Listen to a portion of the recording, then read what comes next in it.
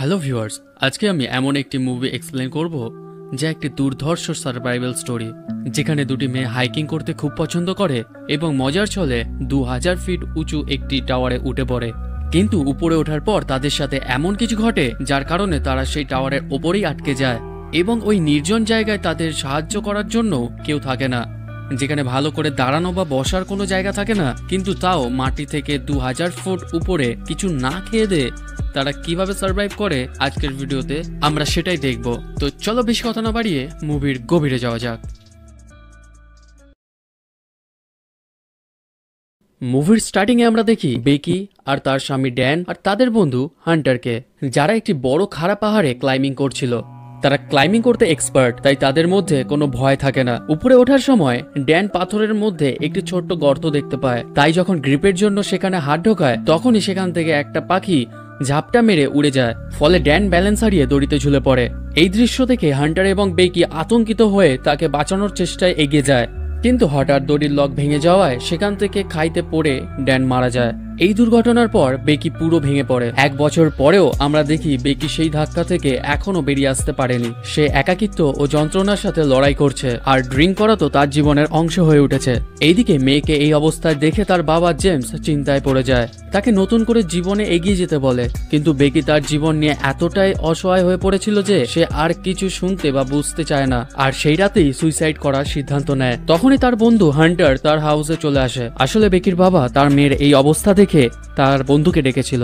এখন হান্টার বেকিকে তার পুরনো স্মৃতি ভুলিয়ে দেওয়ার চেষ্টা করে। সে তাকে 2000 ফুট উঁচু একটি পুরনো টাওয়ারে ওঠার চ্যালেঞ্জ দেয়, কিন্তু এই কথা শুনে বেকি প্রথমে তো করতে চায় না। কিন্তু হান্টার তাকে বোঝায় যে জীবনে মুভ অন করার জন্য মাঝে মাঝে কিছু বাহানা প্রয়োজন এবং সম্ভবত এটাই সেই সুযোগ, যার পরে ফাইনালি বেকি রাজি হয়ে যায়। পরের দিন সকালে দুজনেই সেই ডেঞ্জারাস জার্নিতে বেরিয়ে পড়ে। এদিকে বেকির বাবা ফোন করলে তখন বেকি ফোন ওঠায় না। অনেকটা জার্নি করার পর রাস্তার ধারে এক হোটেলে তারা থামে টিফিনের জন্য, যেখানে বেকি জানতে পারে যে হান্টার একজন ইউটিউবার এবং সে ক্লাইম্বিং ব্লগ তৈরি করে।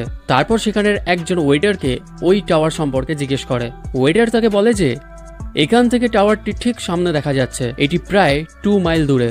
তারা দুজনে সেই রাতটা ওই হোটেলেই কাটায়। সেই রাতেই বেকি ঘুমাতে ঘুমাতে স্বপ্ন দেখে যে সে ড্যানের সাথে প্রাইভেট টাইম স্পেন্ড করছে। তারপর তার ঘুম ভেঙে যায়।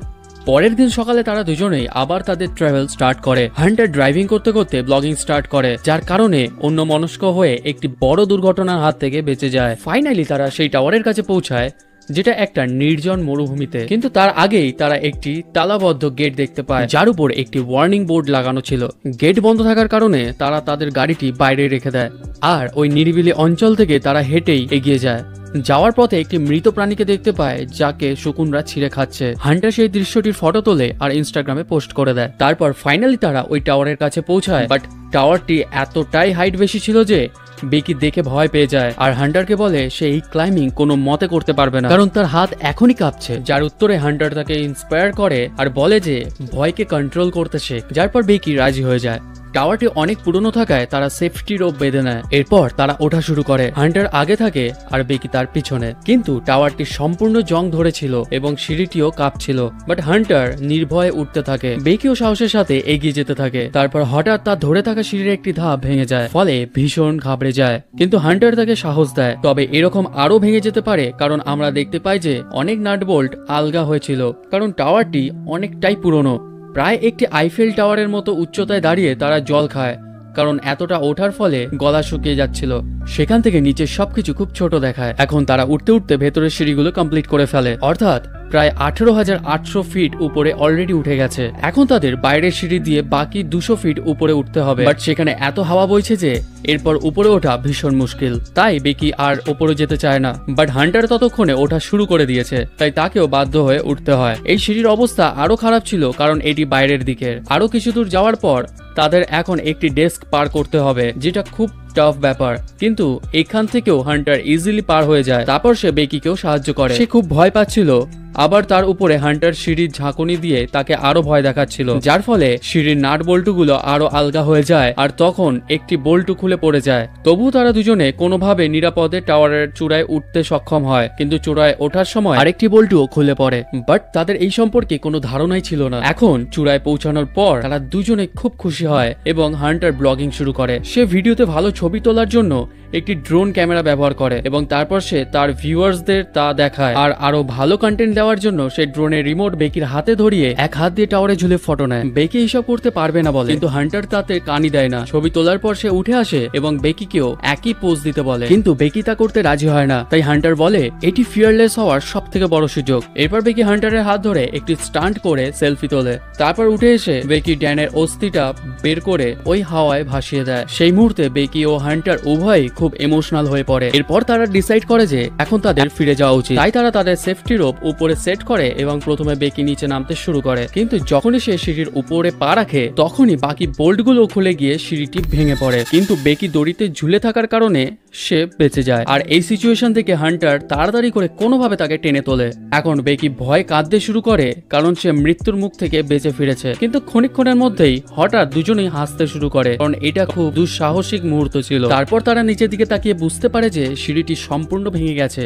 তারা দুজনে টেনশনে তাদের ফোন চেক করে, কিন্তু কারোর ফোনে নেটওয়ার্কই থাকে না, কারণ এত হাইটে নেটওয়ার্ক পাওয়া যায় না। তারা সেখানে একটি এমার্জেন্সি বক্স দেখতে পায়। সেটি খুললে তার মধ্যে একটি দূরবীন আর একটি ফেয়ার গান থাকে, কিন্তু তাদের ব্যাগটা টাওয়ারের ডেস্কে পড়ে গেছিল, যার মধ্যে জলের বোতল রাখা ছিল। সেটা দেখে বেকি হান্টারের উপর রেগে গিয়ে বলে এখন আমরা এখানেই পিপাসায় মারা যাব। হান্টার বলে কাম ডাউন। সিঁড়ি পড়ার শব্দ শুনে কেউ নিশ্চয়ই 911 নম্বরে কল করেছে এবং পুলিশ আমাদের সাহায্য করতে আসছে। তাই এখন আমাদের কিছুক্ষণ অপেক্ষা করতে হবে যতক্ষণ না কেউ আসে। তারপর হান্টার লক্ষ্য করে বেকি পড়ে যাওয়ার কারণে সে পায়ে চোট পেয়েছে। তাই হান্টার ব্লাড বন্ধ করার জন্য তার আঘাতে শার্ট বেঁধে দেয়। এখন দুজনে হেল্পের আশায় অপেক্ষা করে। কিছুক্ষণ পর বেকি হান্টারকে জিজ্ঞেস করে যে সে ব্লগিং কেন শুরু করেছে। সে বলে ড্যানের জন্য। যে কথা শুনে বেকি হান্টারকে কিছুটা সন্দেহের চোখে দেখে।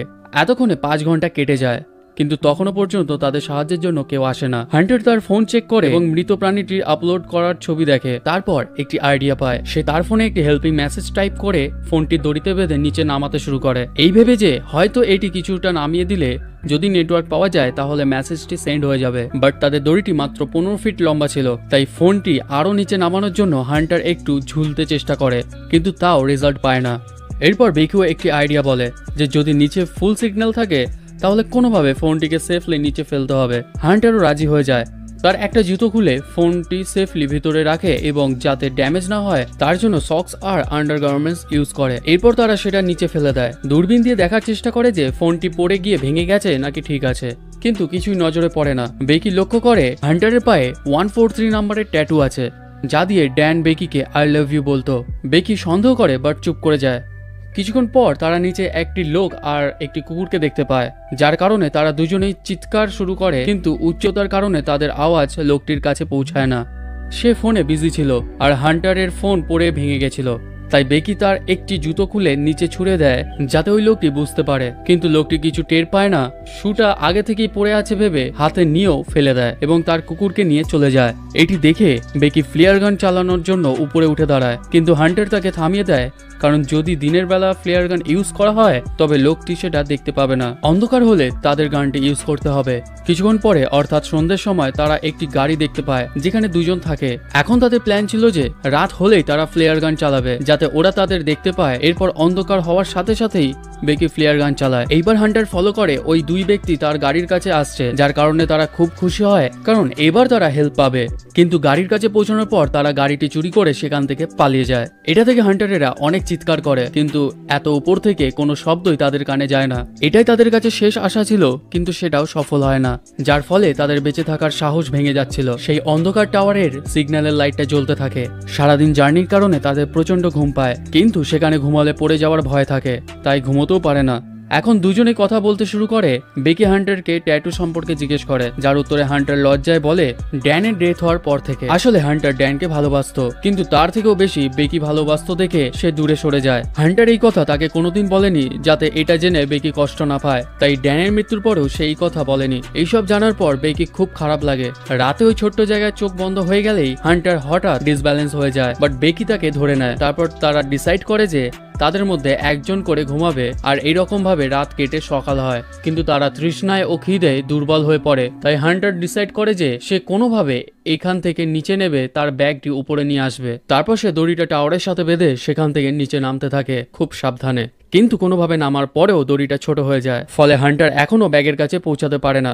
আর কোনো উপায় না দেখতে পেয়ে সে তার দড়িটা কোমর থেকে খুলে কোনোভাবে এক লাফে সেখানে জাম্প করে। সেই সময়টা খুবই ভয়ানক ছিল। ওয়েল, সেখানে পৌঁছানোর পর প্রথমে সে তার ব্যাগ থেকে জল বের করে খায়, কিন্তু এখন তার সামনে আরো একটি বড় চ্যালেঞ্জ থাকে, কিভাবে সে উপরে যাবে, কারণ সেখানে কোনো সেফ অপশনই ছিল না। তাই হান্টার তার ব্যাগটা অনেক রিস্কে সেলফি স্টিকের সাহায্যে দড়িতে ঝোলায়। তারপর সেও এক লাফে দড়িতে ঝুলে পড়ে। তারপর এদিকে বেকি তাকে টেনে তুলতে থাকে, আর অপরদিকে হান্টারও দড়ি বেয়ে ওপরে উঠতে থাকে। বাট হান্টার প্রায় পৌঁছে গেছিল, ঠিক সেই সময় হান্টারের হাত ফসকে দড়িটি পিছলে যায়, যার ফলে সে দ্রুত নিচে পড়ে। এইদিকে উপরে বেকির হার্টবিট বেড়ে যায় যখন হান্টার পড়ে যায়, কারণ ড্যানকে হারানোর পর সে তার সবচেয়ে ভালো বন্ধুকে হারাতে চায়নি। কিন্তু ভয়ে নিচের দিকে তাকালেই সে দেখতে পায় হান্টার দড়িতে ঝুলছে, তবে তার হাত মারাত্মকভাবে ক্ষত হয়েছিল, ফলে এখন সে নিজে থেকে উঠতে পারে না। বাট বেকি তাকে দেখে নিশ্চিন্ত হয়, আর অনেক কষ্টে সে তার সমস্ত শক্তি ব্যবহার করে হান্টারকে তার কাছে নিয়ে আসে। তারপর সে ব্যাগ থেকে জল বের করে খায়